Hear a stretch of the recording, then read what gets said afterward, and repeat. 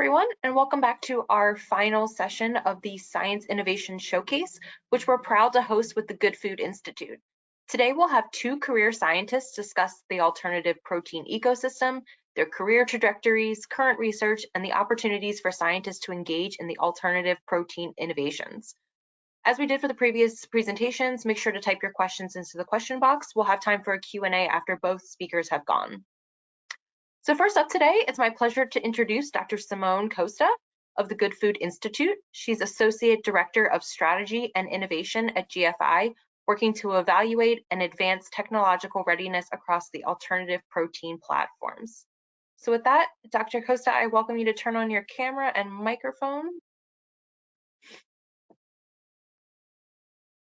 Perfect, thank you so much. Go ahead, the floor is yours. Thanks so much, Caitlin. Wonderful. Well, welcome everyone. I'm so excited about the chance to speak with you today. Let me move this in case that's in the way. Sorry about that. As Caitlin mentioned, my name is Simone. I'm Associate Director at the Good Food Institute, and I'm really excited to talk to you about GFI, what we're doing to promote the future of meat, a little bit about how I got involved, and hopefully how you can too. So I'll review, what is GFI, what do we do? We'll chat a little bit about the alternative protein landscape and how challenges within alternative proteins translate directly to career opportunities for all of you.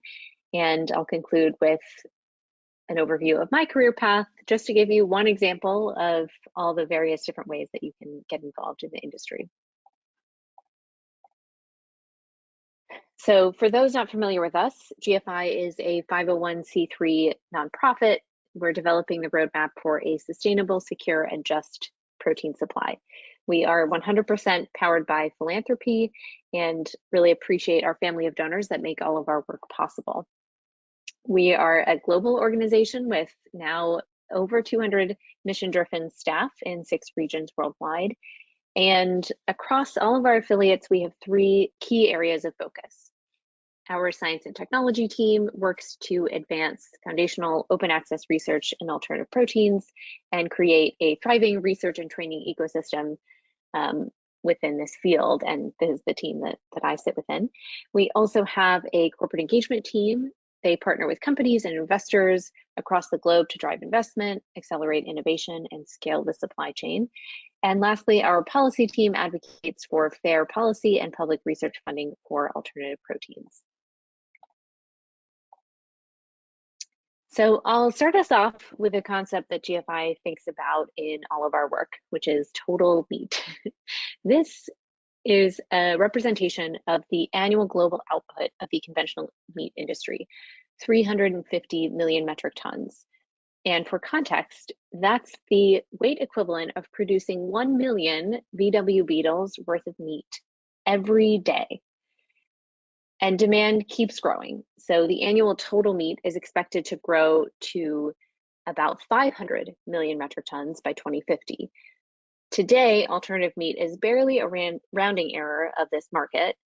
And while conventional meat produces a lot of meat, it also imposes severe externalities on our planet, and I'll explain why.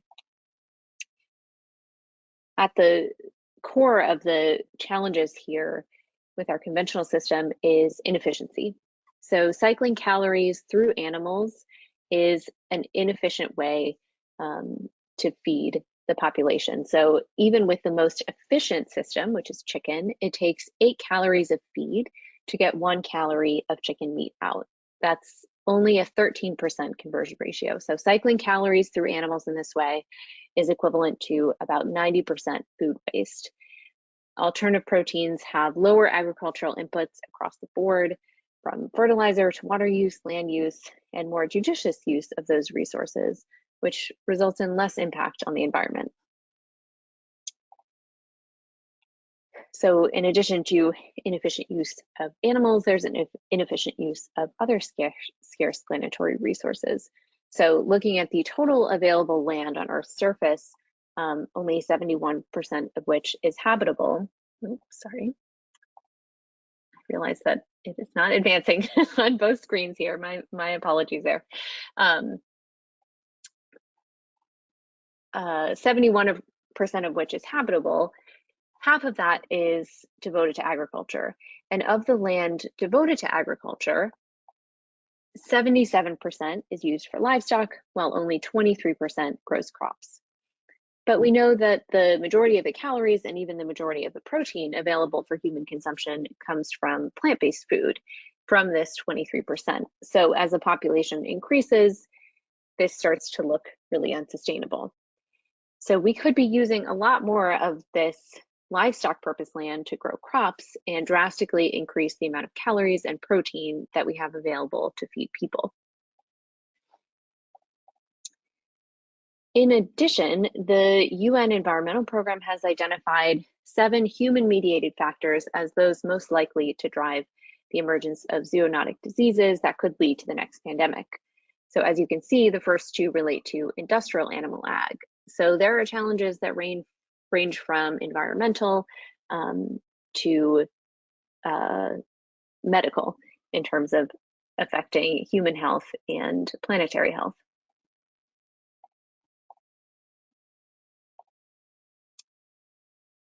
But despite the inefficiencies of this system and despite growing awareness of land constraints to expand herds and grow more animals, meat production continues to increase, primarily by factory farming, which means raising more animals with fewer resources.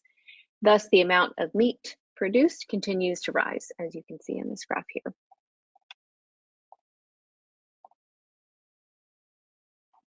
Oh, I'm so sorry. This is looking very blurry, but of course, the production of meat isn't increasing in a vacuum. It's also driven by global demand, which hopefully you can make out these data points here. We know that as populations industrialize, they start to have more Western diets, which means more meat-heavy diets and diets that have meat at more meals than before. So projections for meat demand based on 2005 levels show that we're expected to eat a lot more meat by 2050. Particularly a lot more chicken. And that meat will have to come from somewhere, though hopefully it doesn't have to come from the same system that we've been using.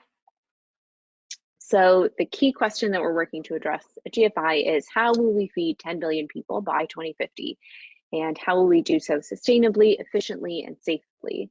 And as we've discussed, industrial animal ag is in the top 2 to 3 most significant contributors to the world's most pressing environmental issues. And we at GFI believe alternative proteins are the scalable solution.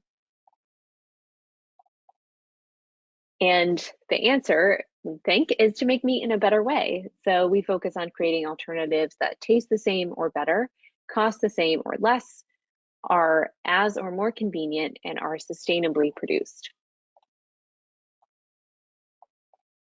And when we talk about alternative proteins or the alternative protein landscape, we're talking about 3 different technology pillars here at GFI. So we think about plant-based foods, we think about fermentation, and we think about cultivated meat. And as we know, plant-based meat includes products that biomimic meat using plants as building blocks. These products look, taste, and cook just like conventional meat. Fermentation is increasingly being used as an enabling technology for the industry. It allows for the production of standalone protein sources or functional ingredients. And then cultivated meat is identical to animal meat at the cell level. And, of course, we're very excited that cultivated meat is now approved for sale and consumption in the US. It provides the same sensory and nutritional profile as conventional meat. It's the same cell types and 3D structures as meat from an animal. And ultimately in the future, we won't see these distinct alternative protein production platforms, but rather as one large industry where we produce animal product alternatives across the spectrum, utilizing ingredients from one or more technology area. Products from microbial fermentation are likely to play a role across the entire spectrum, making them a critical component of the industry. Examples would include enzymes to improve functionality, ingredients to improve sensory characteristics, growth factors for cultivated meat, and even 100% fermentation derived ingredients to replace animal-based versions. So where is the market headed? This slide displays both US and global market projections for plant-based meat, so it's specific to plant-based meat from various sources. In the US, forecasts estimate the plant-based meat market will be a $30 to $40 billion market in 10 years. Globally, banks such as UBS and JP Morgan forecast market sizes of 85 billion and 100 billion respectively, which represents an enormous opportunity for researchers and professionals of all kinds. And here's a brief overview of some major innovation areas following the production process for each of these pillars. There are still big innovation needs in alternative proteins across all areas of the value chain and across production platforms. And unlike conventional meat, alternative protein products are still very much in the early stages of their development. So things like nutrition, obviously taste, texture, as well as sustainability and efficiency all have huge room to improve. And there are a lot of areas with potential for existing and emerging talent. And we at GFI have done a lot of work to figure out what research gaps exist based on analyses of current and projected future costs and raw material bottlenecks, as well as by engaging with industry stakeholders and researchers. This research informs not only the focus areas and prioritization with our own research program, but has been incorporated into government recommendations, university innovation challenges, NGO biotechnology road mapping exercises, and more. And we know that addressing these gaps, some of which are highlighted here, is going to be a pretty big lift based on our analyses, but nothing that we've identified as a technology need or knowledge gap is insurmountable. There are defined concrete needs and ideas that simply need bright minds and the resources to execute on them. Oops. And so where there are white spaces, you should absolutely see those as career opportunities. And there are a lot of white spaces, and there are accordingly a lot of key disciplines that can contribute to advancing alternative protein science and technology. As you can see on the slide, there's a whole list of different disciplines, and these can be applied across the 3 production platforms pretty much evenly. So from biochemistry to plant physiology to tissue engineering, mechanical engineering, computer science, synthetic biology. Someone with knowledge and expertise in any of these areas or a combination of these areas could find themselves very easily plugging in to the alternative protein space. But beyond just science and technology, alternative protein jobs exist across many sectors. So within academia, of course, there's research, there's teaching. In industry, there's startups, there are established companies, there's investing. In government, there's research, funding, policy, regulatory positions. And in the nonprofit space, like at GFI, there are lots of roles needed to support the ecosystem at large. We can also think about this in a slightly different way. So if we think about the alternative protein value chain, again, you can look upstream of manufacturing, within the manufacturing processes themselves, downstream to distribution, and you can start to tease out which disciplines are needed at each of these stages of the production process and see that there's really a diverse workforce that's needed to plug into the value chain. And I really encourage you to think about where your goals and strengths and what brings you joy aligns, because I'm fairly confident that you'll be able to find exactly where your personal overlap can really nicely dovetail in with the needs of the alternative protein value chain. And so I'd like to take a moment and just review some of the resources that GFI has available to you to help introduce you to and educate you on the field of alternative proteins. So we have several science of web pages to introduce you to all the technology spaces. We have a student resource guide. We have a research grants program and a ton of presentations on our YouTube channel from our past conferences, our Science of All Protein seminars. We also have a massive open access online course, or a MOOC, which goes into even more detail on these technology areas. There's an alternative protein course database that I invite you to review and familiarize yourself with as well. We also have resources for building your career. So if you visit gfi.org/vocation, we have an alternative protein careers board, a whole careers portal to help orient you on your career. We have an interview series. We have a startup manual to help you learn more about what it's like to work at a startup or even to start your own startup. And so we have a lot of resources that I'd love for you to explore around on our website. There's a ton of really great information that all of us at GFI put a lot of effort and work into tailoring for audiences just like this one. So please do go to gfi.org and click around. And now I'll get a little bit into my own personal career path into alternative proteins. And I think as you'll hear from Chris in a moment as well, I don't think any two careers in alternative proteins look the same at this point, because it's such a new space and a young field. We're all coming into this with a diverse background and diverse motivations for getting into this space. And I hope it's really encouraging to everyone listening today that you don't have to have a certain, prescribed skill set. You don't have to follow an exact predetermined route to be able to work in the alternative protein space. I hope I've convinced you by now that there are a lot of options, a lot of opportunities to plug in to this space depending on your interests and your skill set. So for my own personal journey, when I started as an undergraduate, I thought I would go to medical school. I studied biology because I was really interested in human health. And from there, realized I actually really love research. So went on to graduate school and focused primarily on protein engineering and biopolymers.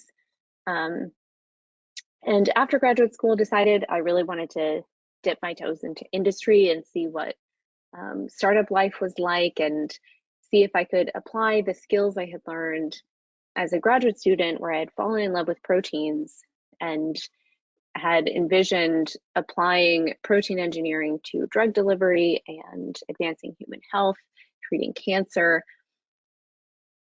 I wondered, is there a way that such powerful tools, proteins, could be used for even larger impact, for something that, I see as one of the greatest pressing challenges facing our generation, which is climate change. So went to work for an enzyme engineering startup to produce enzymes for sustainable consumer goods.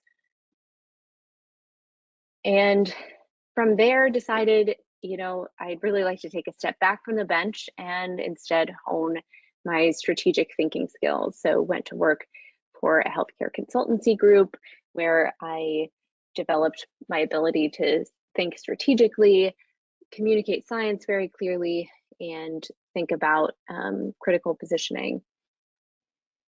And it was at this point that I had a bit of a think, a bit of a serious, series of conversations with myself where I thought about, what is my motivation in my career?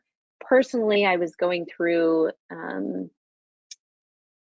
a series of questions in terms of what kind of consumer do I want to be? How can I live more gently on this planet?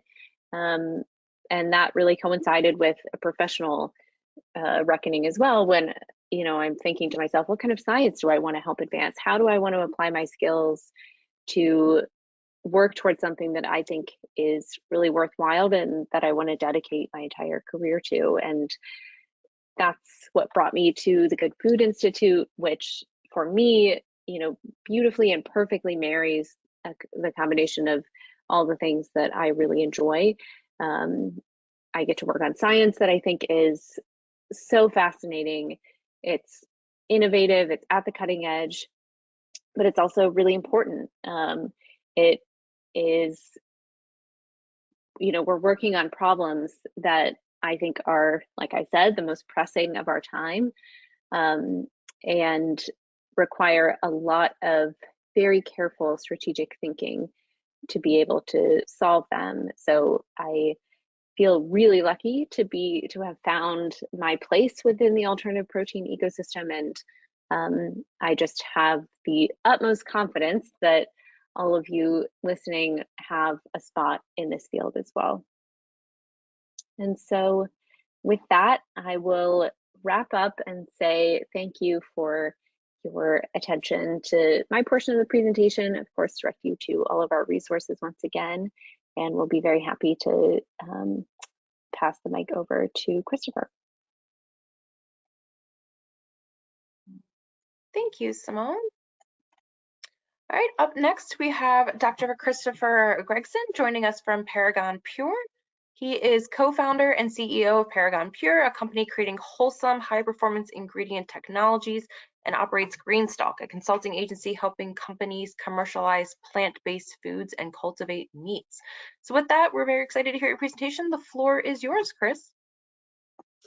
Hello, everybody. Yeah, so I'm going to be talking a little bit about my career, and then I'll talk about what we do at Paragon Pure.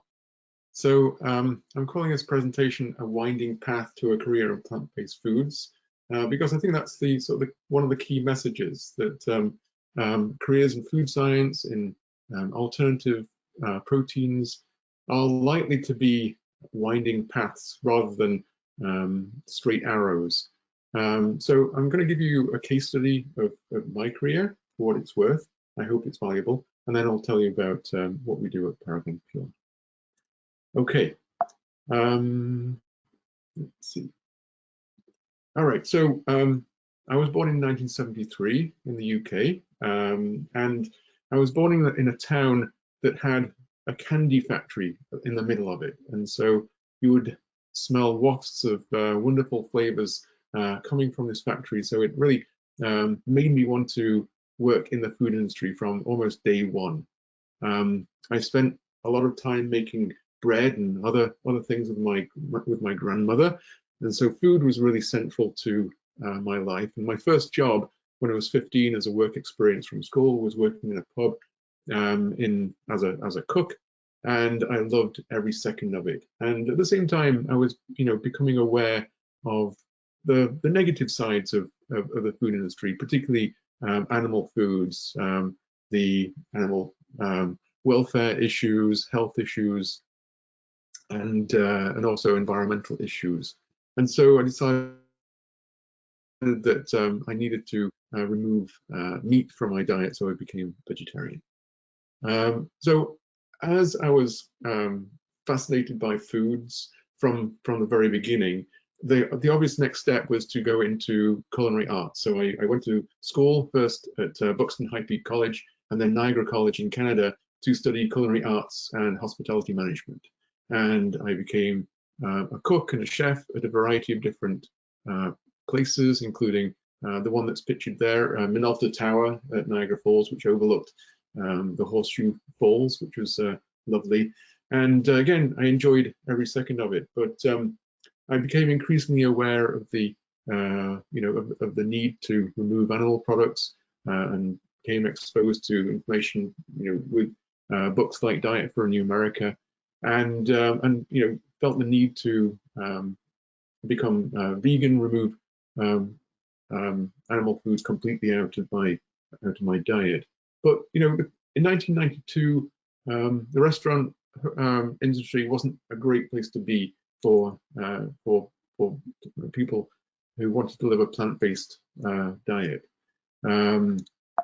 So I changed tack and studied food science. So I went to University of Nottingham back in the UK to do my undergraduate, and I also spent some time at ENSA, the École Nationale Supérieure d'Agronomie in France, and I had the opportunity to do an internship at Weet-Bix, a large breakfast cereal company. So I became a lab technician there. So that was my sort of first hat, if you like, in the food industry, being a lab technician, trying to understand the properties of malt syrups. Okay, so I continued at Nottingham to do my PhD in food rheology under the supervision of Sandra Hill and John Mitchell. And my job while I was there was to convert this instrument called a texture analyzer, which is almost ubiquitous throughout the food industry, and enable it to make fundamental rheological measurements that you might get normally using a rotational rheometer, which is a very expensive, very fussy kind of instrument. So I put some more hats on, one of which was a computer programmer, another one was an industrial designer, another one was a researcher, and so it really, added additional skills to the ones that I already had. So after that, I was looking for interesting things to do, and I came across an opportunity in New Jersey at Rutgers University to do a project funded by NASA, which was developing a plant-based food system for use on extraterrestrial environments. So it was really for missions to Mars and so on. So if you've ever seen the movie The Martian, that was essentially the scenario that we were working under. And my job was to develop the food processing system that would enable crops to be converted in low gravity to a range of edible food products. So that's what I did for several years. And but after a while, I felt the need to get a real job. So I went to the food industry. And my first job was working at Firmenich, which is a flavor and fragrance company that has recently joined forces with DSM.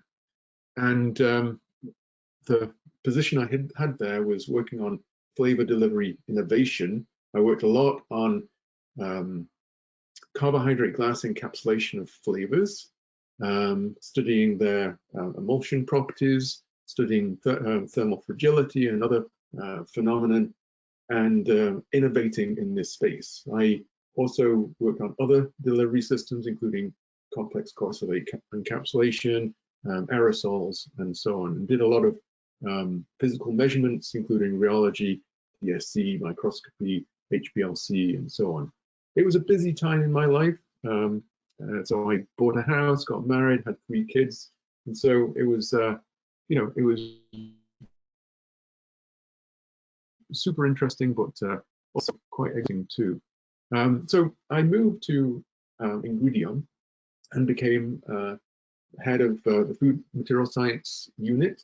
And while I was there, I led research that enabled the innovation of new starch and flour-based products, but also plant proteins as well.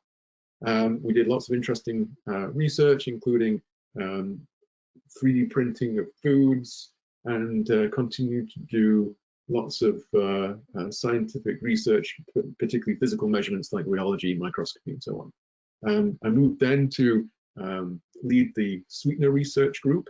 While I was there, we led the development and industrialization of various sweeteners, including steviol glycosides and low-calorie sweeteners like allulose, and took a role at the Food Structure and Functionality Forum as someone on the committee developing the next conferences on the organizing committee. So, and I continue to do that.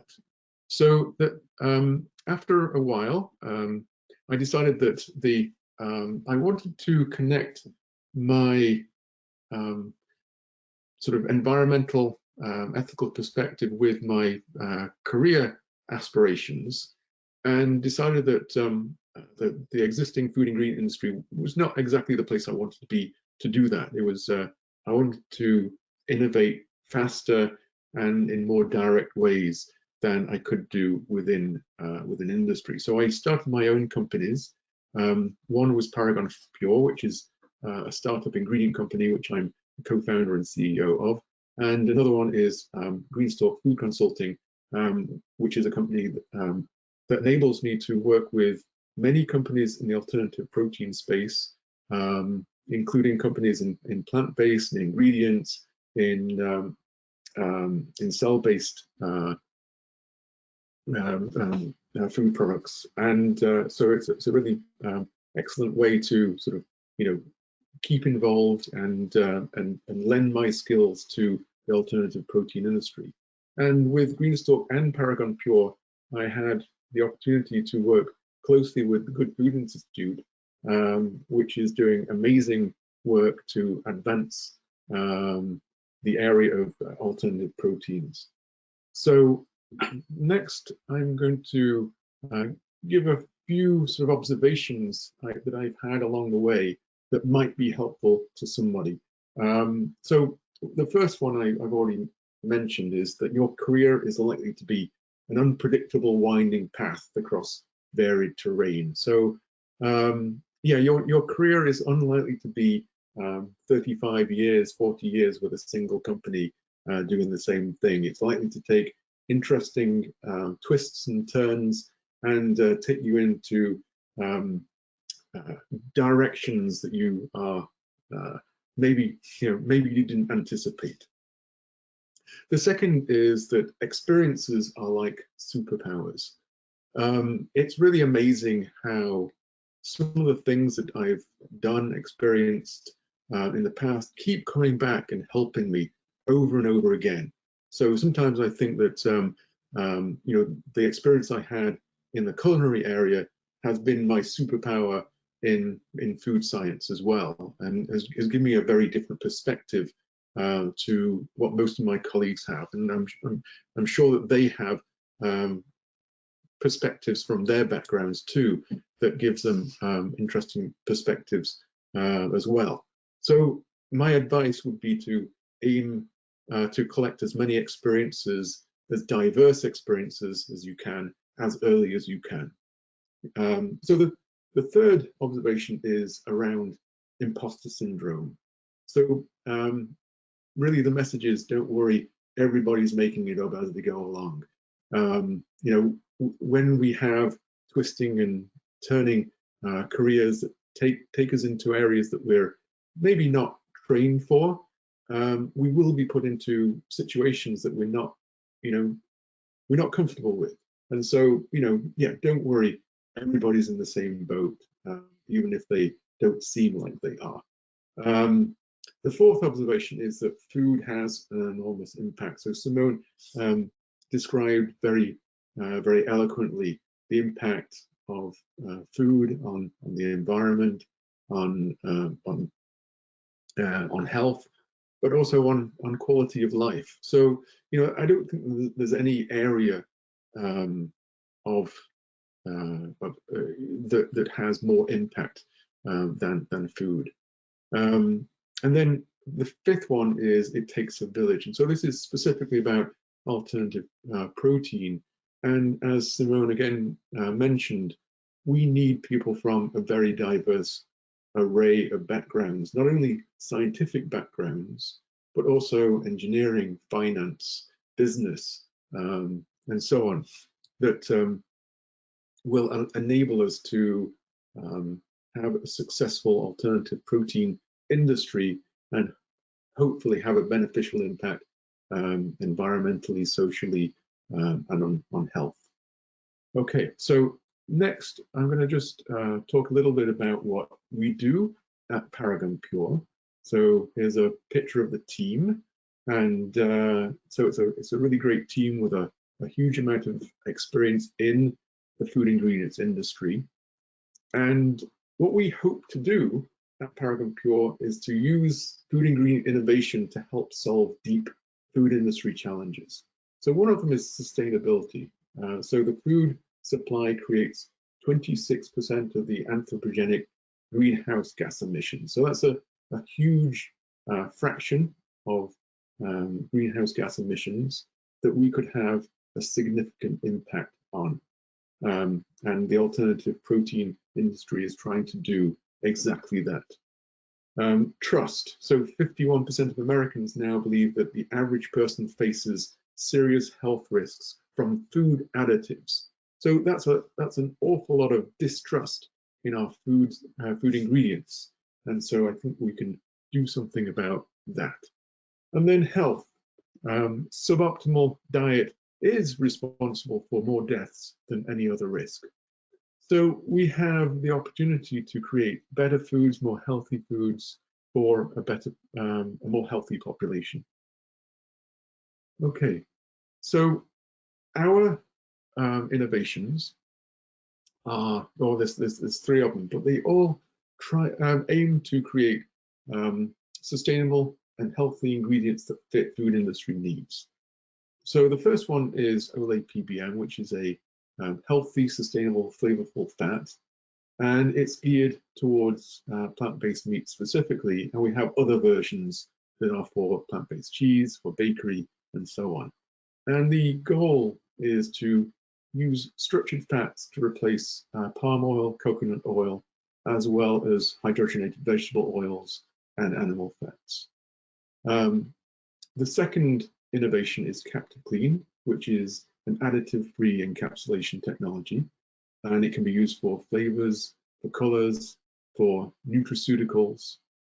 And the third one is Sprouted by Nature, which is a readily soluble whole grain flour, which allows you to replace maltodextrin, polydextrose, and so on for binding and bulking applications with an ingredient that has a much better ingredient profile because it's made from the whole grain, and it uses sprouting rather than chemical modification to provide the functional properties. Okay, so why are we talking about fats when it comes to alternative protein? Shouldn't we be talking about protein ingredients instead? Well, yes and no. I would argue that fat is a major contributor to meat. So it's about half the dry weight of a meat product, whether that's an animal meat product or a plant-based meat product. And it's really the driver of sensory experience. So the fat is what gives the meltable, marbling appearance or functionality that you expect from a meat product. It provides the juicy texture and mouthfeel, and it also provides the flavor that distinguishes whether the product is like lamb or pork or beef or goat or what have you. So fat is extremely important to the success of a meat product, whether it's animal or plant-based. So what we did with the help of funding from the Good Food Institute was to take a step back and understand, to quantify the properties of animal fats so that we could replicate those properties and thereby create a more authentic plant-based product. And it was really surprising to us that this research had not really been done effectively up to this point. And what we did was to understand the mechanical properties of fats, as well as the changes in microstructure as a function of temperature and cooking time and so on. So we really understood how fats perform, how adipose tissue specifically performs during cooking. And that allowed us to develop innovations, including Olay PBM, which is a structured rice bran oil. And so why are we talking about rice bran oil? That's unusual. So rice bran oil is great because for a variety of reasons. First of all, it's a byproduct, or it's an upcycled product from rice bran, which is a byproduct of rice polishing. So rice bran is available in huge quantities. It's a low-cost material, and because it's a byproduct, it's got a very low environmental footprint. Otherwise it would be either fed to animals or dumped. So it's a great starting point. The oil is very low in saturated fatty acids, and it's consumer friendly. And by adding flavors and structuring this oil, we can create a fat product that provides a very authentic taste experience within a plant-based meat product. So, for example, by adjusting the melt point, we can retain the oil on cooking and provide that juicy mouthfeel that you expect from a meat product. So, with Olay PBM, we've got a product that tastes amazing. It actually allows for cost reduction because we're making efficient use of high-value flavors. It's healthy because it's low in saturated fatty acids and has zero cholesterol, as well as being high in antioxidants. And it's consumer friendly, and because it's made from upcycled raw materials, it's very sustainable. Okay, so I hope that's been interesting and useful. I thank you for your time, and I think it's now time for Simone and I to answer any questions you might have. Absolutely. We have some few minutes for Q&A. Simone, if you want to go ahead and join us. All right, perfect. All right, so we have a lot of questions to get through. First, I'll kind of start off with maybe a question for both of you. You guys can give your perspective on this. So most of us aren't probably going to be trained in alternative proteins. We're going to be trained in some sort of traditional animal agricultural industry. But are there any specific skills or experiences from those traditional animal agricultural industries that can be leveraged when transitioning to the alternative protein careers? Either one of you want to take a stab at that?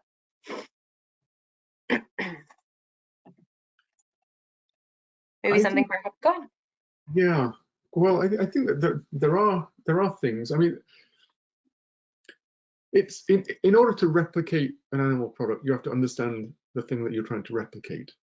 So I've worked with plant-based fish companies, plant-based meat companies, and part of the challenge has been replicating both the structural features as well as things like the flavor and the micronutrient composition and the precursors that that create the flavor compounds.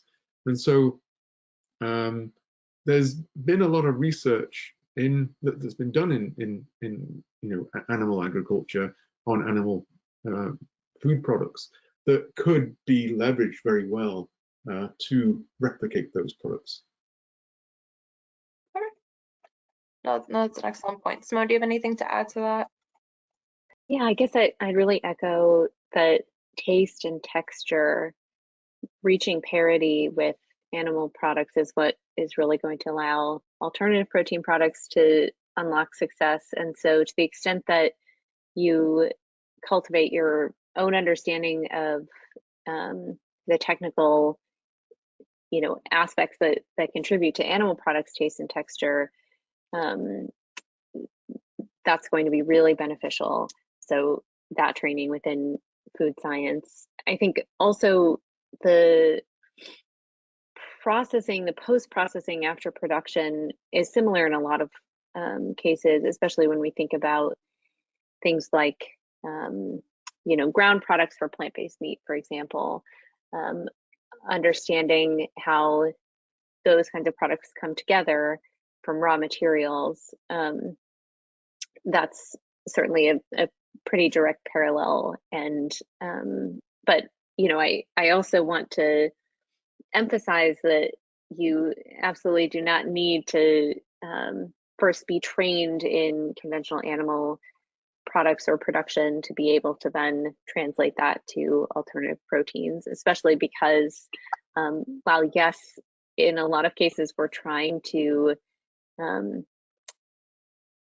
duplicate or replicate conventional animal product experiences for consumers, something that's really exciting to me about alternative proteins is that this is a chance to make new foods in a new way, and we don't have to be beholden to all of the current options. So thinking innovatively, and as Chris so nicely pointed out, collecting as many experiences as you have in diverse fields to bring that into alternative protein production, I think there's nothing more valuable than that.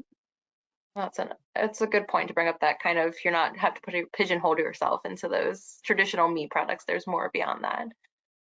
Simone, a question for you. So you talked about GFI funding research. Can you talk a little bit more about what kind of projects are funded? We talked about taste and texture. Are those among the projects that are being funded? Can you give a little bit more detail about that? Absolutely, yes, I'm happy to. So we have an annual research grant program call that we put out, so stay tuned for the 2024 call, and we just concluded the process of selecting grantees for this past year, and our scientists identify specific subject areas that we think are the most pressing white spaces that are well suited to be funded through our research grants mechanism. And we're really proud of our mechanism. We desperately need far more government funding in this space to be able to power and support all of the fantastic research that is being proposed and that needs to happen to move the needle. So while we operate our research grants program to support researchers globally, whether they're in academia or startups, as is the case with Paragon Pure, there's far more room for more funding to make its way into the space. So I encourage those of you who are interested in applying or thinking about your research funding needs to head to our website and engage with the research funding sections of our website. We have we'll have both the information out about our RFP in the spring next year, but also other funding sources that you can look to fund your research as well. Okay, perfect. Chris, shifting a little bit, so we've been talking a lot about the sensory properties of the alternative proteins, but obviously there's still a microbial safety concern with these newer foods. Can you talk a little bit about how the microbial safety of these products are being addressed and how that might differ from like animal-based proteins? I think in many ways the microbial issues are very similar, and in some ways the plant-based products are less of a problem. You don't have the problem of fecal contamination and so on that you would have with animal products. However, you are usually processing a high water activity food product, and you're needing to make sure that that is safe for the consumer. And the conventional approaches are being used. So thermal processing, the application of antimicrobials, modified atmosphere packaging, refrigerated frozen storage, and the like. So it's really no different than conventional meat products for the most part. Okay, good to know. Simone, so the three categories of alternative proteins that you mentioned in your presentation would be considered ultra-processed foods. Does GFI have a position on ultra-processed foods, or have you guys engaged in any conversations around these kinds of topics? Yeah, I know that this is a bit of a hot button kind of topic that comes up a lot in popular media and those sorts of things. And I think there's a kind of a fundamental misunderstanding about processing, and that word, there's a lot to unpack when we think about food processing. And in a lot of cases, especially with plant-based foods, processing actually unlocks nutritional and functional properties to make them more digestible and better for our health. And so I caution us from leaning too heavily into thinking about these foods as being ultra processed or thinking about that in a negative way. I think the way that these raw ingredients are being really cleverly and very specifically tailored to be better for us, better for the planet, that's a really positive thing. And you know, I know that there's I think we can all agree that there's quite a big difference between these alternative protein foods and things that you may consider to be within that kind of ultra processed category of foods that typically come to mind in terms of those that aren't necessarily the best for human health and nutrition and that sort of thing. So I think digging more deeply into the specifics of the processing that goes into these kinds of foods, as well as others, to understand really what are the benefits of this process, what are the results of the processing that goes into alternative proteins. That's there's more nuance that's needed there, and kind of more consumer education, I'd say. Okay. Yeah, no, I appreciate the insight onto that question. I know it's definitely one of those hot topics right now. Shifting back to a few questions back onto career development. We have a lot of students still on the audience. Chris, so you've worked going through your career, you've worked for big and small companies. What have you found to be the difference working for the different organizations that you've worked throughout your career that would kind of give a little bit of insight for students as they develop their own careers? Yeah, I think there are pros and cons. So large companies have a lot of resources at their disposal. So they tend to have a lot more scientists. They have manufacturing operations that are existing. They are sort of, you know, healthy companies that are, you know, that have revenue.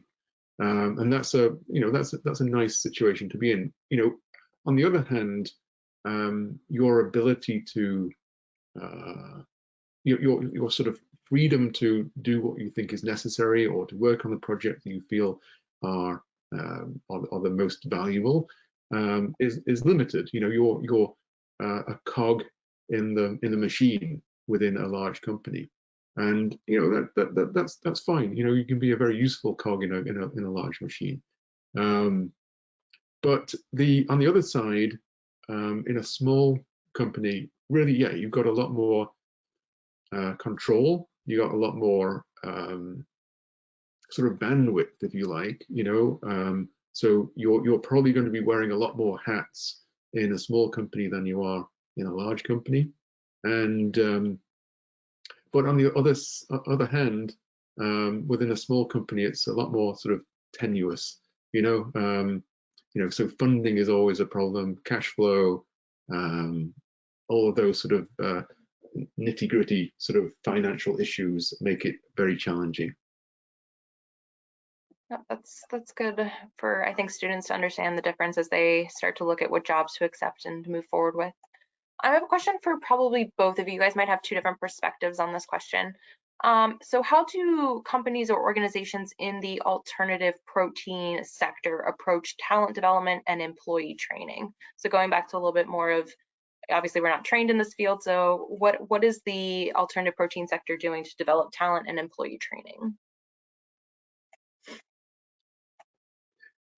I would say in my experience, it's been very much on the job. You know, it's, yeah, so I don't want to, yeah, so people have the opportunity to sort of learn as they go along. I mean, there are opportunities for training in specific areas, and there are courses. So the Good Food Institute has a very good massive online course that provides the background to plant-based, and there's other similar courses available, and you know, people within the plant-based industry do utilize those courses quite a lot. But you know, yeah, my experience is that people are enabled to learn as they go. Mm-hmm. Simone, do you have anything to add? Yeah, I'd say, I appreciate the plug for GFI's resources, and I'll again direct folks to check out our website. But we're also thrilled to see that,